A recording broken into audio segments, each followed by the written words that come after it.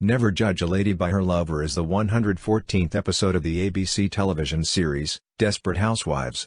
It is the third episode of the show's sixth season and aired on October 11, 2009. Plot: Bob visits with the Bullens and tries to get some background information on Danny and their life before moving to Wisteria Lane, but Nick and Angie are extremely vague and do not understand why he needs to know about their past. Danny gets mad and reveals in front of Bob that their family has deep dark secrets that they cannot discuss with anyone.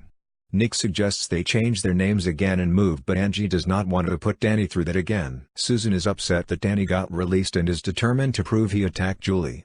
Mike thinks it will be easier if the police had proof, so Susan tries to get the proof she needs. One night, Lynette sees Susan hiding in her car with a camera.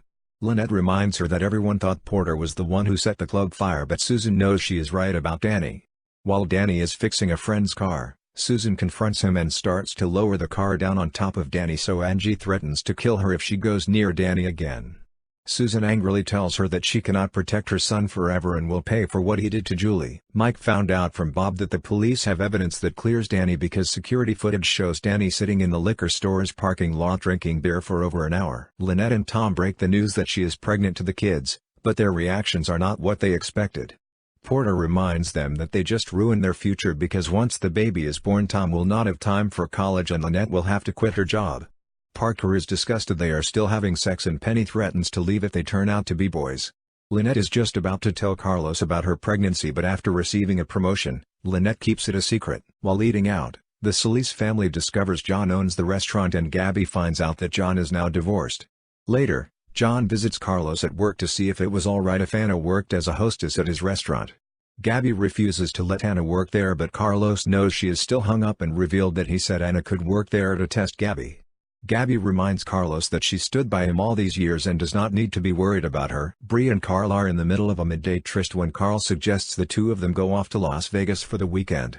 Bree tells Carl that this thing between them is just sex, and if they go off for weekends together it will start looking like a relationship in which feelings and demands are put upon both of them.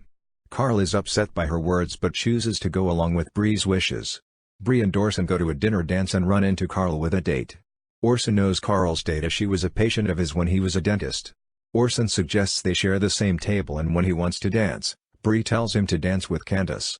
Carl reminds Bree that he is just a diversion and they are not a couple, which upsets Bree. While Orson and Candace are dancing, Bree splashes oil on the floor causing them both to slip. Candace believes she broke her nose, so she has Carl take her to the emergency room, ruining their plans. The next day, Orson knows Bree was jealous of Candace but believes it's because she is still in love with him. Bree is finally ready to go on that weekend trip to Las Vegas. Due to Susan's deliberate accusations against Danny Boland to the town's most resourceful gossip, the Bolans' front yard is seen trashed and graffitied. Now that Susan knows Danny wasn't responsible for hurting Julie, she feels terrible that her actions caused the Bolan family any harm. Susan goes over to the Bolans with a trash bag and helps Angie pick up the garbage. Angie gives a quiet nod to Susan, signifying the end of their malice towards each other. Notes: although credited, Mason Vale Cotton, MJ Dolfino, does not appear in this episode. Dana Delaney, Catherine Mayfair, makes a small non-speaking appearance at the beginning of the episode.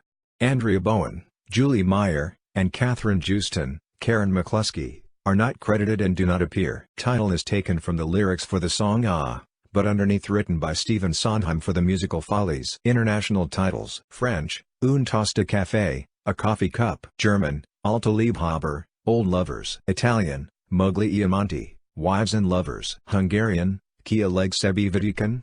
Who in the land is fairest of all? Arabic, Never Judge,